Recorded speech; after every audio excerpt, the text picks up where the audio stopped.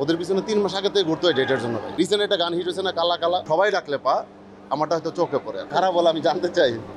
Director বা আর্টিস্টরা বলে যে সব আর্টিস্টকে আপনার হাতে, আসলে ঘটনা কি সব খারাপ বলে আমি জানতে চাই। একটু আপনি বলেন যে আসলে মানে আমার হাতের মধ্যে থাকেন মানে মানে আপনি ডাকলেই আপনার গল্লিতেই থাকে। এখন এটা তো আমার কিছু করার নেই। মানে আপনার রিলেশনটা তাহলে কিভাবে বিল্ড আপ করতে চান? আমি কি আমি আমার যাকে লাগে টেস্ট করি ভাই, আমি একটা কাজ করতে চাই।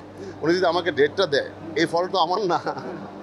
এটা আসলে আমি নিজে ক্রিয়েট করার কিছু নাই। আপনারাই করে রাখেন। সিন্ডিকেট শব্দটা কি বলেন তো ভাই? এটা দিয়ে মিনিংটা কি? যারা হচ্ছে নতুন যখন আসে মিডিয়াতে, ওরা মনে করে যে আমি এই কাজটা পাচ্ছি না, তখন বলে সিন্ডিকেটের কাছে আমি আটকা।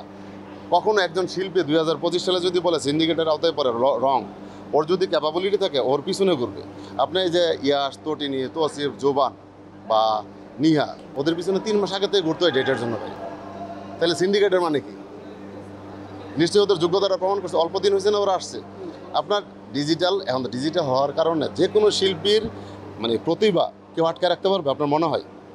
ধরেন একটা মানুষকে আমি চান্স দিচ্ছি না, ও খুব ভালো অ্যাক্টিং পারে বা খুবই সুন্দর গান গায়, ও ফেসবুকে লাইভ করবে ভাই, ক্লিপ নিজে করবে, ওর গান দেখে অডিয়েন্স যদি পছন্দ করে আবার ডেকে আনবো। রিসেন্ট একটা গান হিট হয়েছে না, কালা কালা, এর 2 বছর আগের গান, এর আগে তো শুনেন নাই, এখন ভাইরাল হয়েছে। ওরা ডেকে সবাই বাংলাদেশে কয়েকদিন আগে আসছিল, সবাই আপনারা ইন্টারভিউ নিচ্ছেন না?